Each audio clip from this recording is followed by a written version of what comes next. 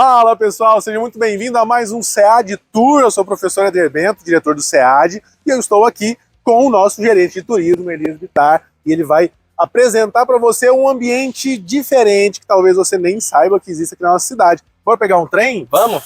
Olha só, a gente está na Estação Ferroviária de Anápolis. Como é que é o nome, Elias? Prefeito José Fernandes Valente. É isso aí, você pode conhecer, que isso aqui é um patrimônio histórico da nossa cidade. Vem Vamos com a comigo. gente? Vambora.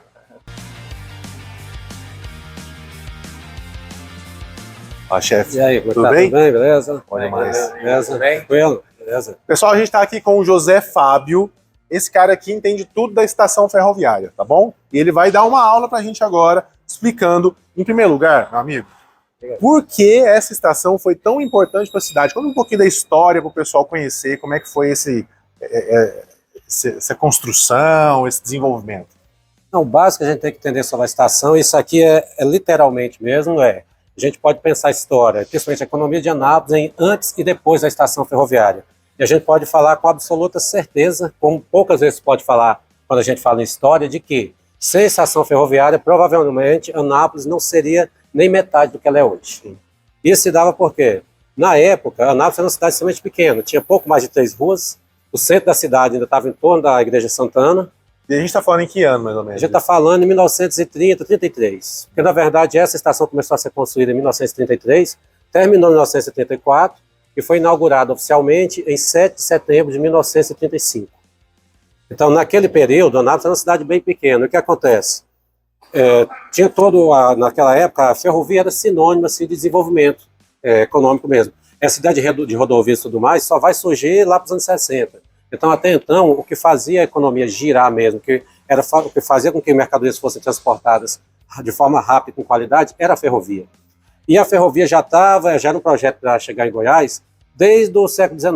Só que só vai chegar mesmo lá na área de Catalão em 1911. E somente a partir de Catalão foi passando por diversas cidades, né? Qual que era o plano? Eles queriam chegar com essa ferrovia até onde?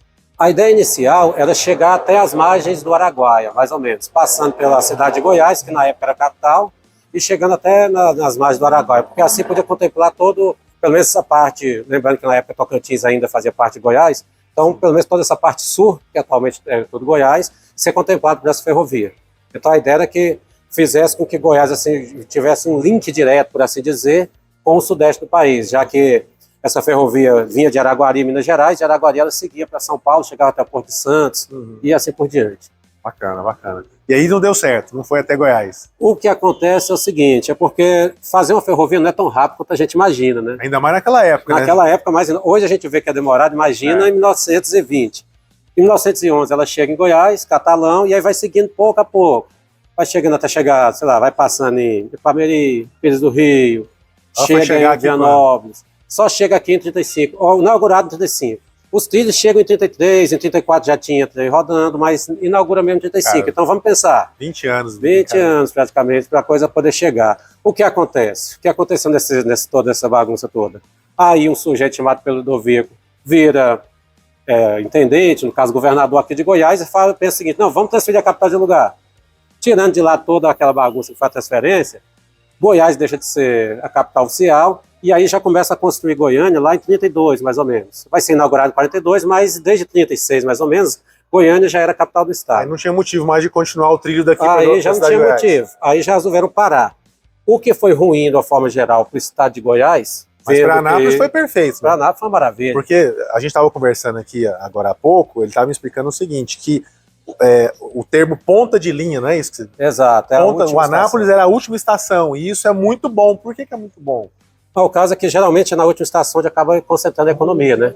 Porque a gente pensa geralmente o seguinte, tem 2 motivos. Um deles é que essa ponta de linha, tudo que era produzido no norte do estado, acaba indo para essa ponta de linha para ser distribuído para o resto do país. E também tem outro fator que é o seguinte, o trem também vem trazendo muita coisa assim em termos tecnológicos. Por exemplo, por causa só da notícia de chegar o trem, a cidade já se mobilizou para poder melhorar a estrutura. Então o teleférico, que não tinha na cidade, foi feito um pouco antes por causa disso, melhoraram a parte da energia elétrica, que só chega na cidade em 1924, então aumentaram tudo isso. É tudo melhor, né? Se preocuparam com a urbanização, tudo isso. Só para você ter uma ideia, Anápolis não tinha nenhum banco assim, digamos assim, tinha aquelas representações de bancos federais aqui até então. E quando o trem chega aqui em 35, em 38 já tinha, se não me engano, acho que até 1940, já tinha 4 bancos fundados com capital interno aqui de Anápolis. Bancos assim pertencentes a pessoas que moravam aqui na cidade. Então foi um boom, assim, a gente pode falar sem sombra de dúvidas. Antes e depois da ferrovia, a gente pode pensar a economia que foi assim feita aqui em Anápolis. Então, o primeiro ponto que a gente pode pensar da importância dessa estação é justamente isso. Ela ajudou a movimentar a cidade de uma forma que até então era inimaginável. A gente está falando de uma cidadezinha que era totalmente rural, por assim dizer. Vamos pensar, o primeiro carro chega em 1927 aqui. Lógico, tinha caminhões, coisa assim, mas só em 27 vai começar a chegar automóveis. Então, com a chegada dos trilhos, a coisa muda totalmente de figura.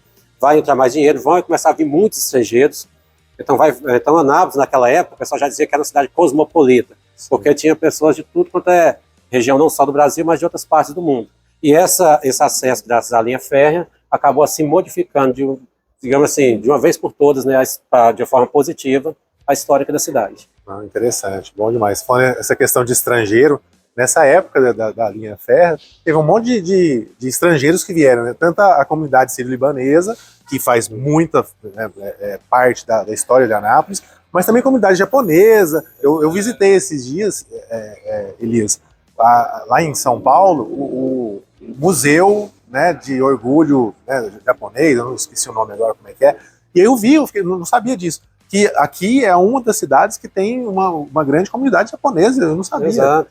Por conta dessa época, desse movimento aí, né? Na época, tinham muitos projetos aquela chamada Marcha para o Oeste, um projeto assim de, digamos assim, ocupar essa região. Então, havia um incentivo de imigrações para essa região. Aqui em Anápolis teve duas, teve a comunidade sírio-libanesa, que foi bem espontânea, mas vieram grupos de japoneses que ocuparam a região de hoje é Nerópolis, que Nerópolis fazia parte de Anápolis, e uma comunidade italiana que ocupou a região onde hoje é Nova Veneza. Então, até então, isso eram distritos, não eram nem distritos, pertencia a Anápolis, só que foram duas comunidades que se desenvolveram bastante e, com o tempo, acabaram conseguindo a emancipação. Então, tanto Nerópolis como Nova Veneza pertenciam ao território de Anápolis e, posteriormente, se tornaram cidades independentes, graças a esse fluxo de imigração, também influência de todo esse movimento que vem com a ferrovia.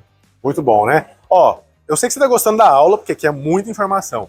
Eu vou dar uma volta para você entender o ambiente e eu já volto para ele me contar um pouco mais como é que foi o processo de tombamento desse patrimônio histórico. Aliás, tombamento, o que é isso? Você vai aprender agorinha, vamos dar um tour primeiro, tá bom? Vamos com a gente.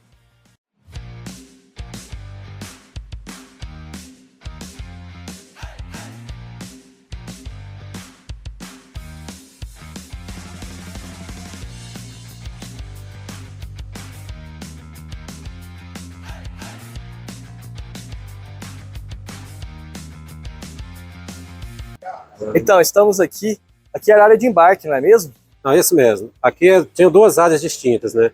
Aqui na frente ficava a área de embarque de passageiros, o pessoal entrava, né, comprava o bilhete, e aqui ficava uma área de cargas, onde eu deixava alguns vagões, e as cargas que estavam estocadas nos galpões eram colocadas para dentro dos vagões.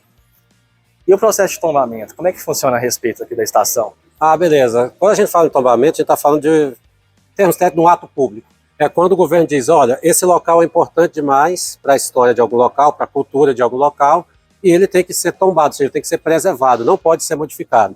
Então, a partir do momento que o poder público fala, olha, esse prédio está tombado, quer dizer que ele não pode ser mais alterado.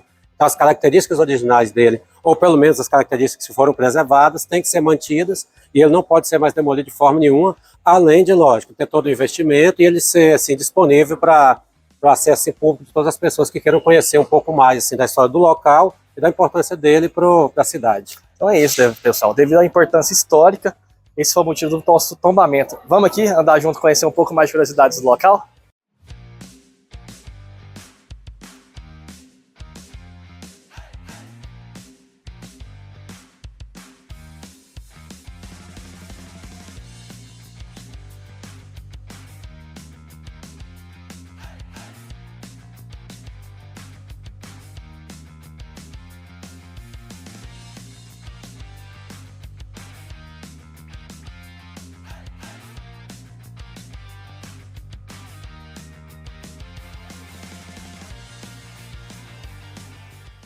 Pessoal, isso aqui faz parte da história de muitas famílias, não é mesmo, Elias? É verdade, ele. Meu avô fez parte do processo econômico e migratório daqui de Anápolis, né? Ele veio da Síria e a história da nossa família, igual de muitas da nossa cidade, começou aqui. Isso aí. Olha, pra você ter uma ideia, tinha alguns armazéns aqui que tinha um monte de material, de comida, né? Tudo que era necessário para a cidade desenvolver, chegava aqui. Então existiam armazéns imensos que organizavam esses materiais, encaminhavam. Então famílias como a família do Elias e outras famílias, né, utilizavam desse recurso para poder desenvolver a cidade. Então tenho certeza que você tem alguma coisa também relacionada a isso. Se você quiser visitar esse ambiente, saiba que é visitação gratuita. Vem aqui conhecer, ver fotos, ver um monte de coisa bacana. O pessoal que está pronto para te receber, tá bom? Te vejo num próximo episódio. Não esquece de se inscrever no canal e curtir a nossa playlist do SEAD Tour por Anápolis. Até a próxima. Um abraço.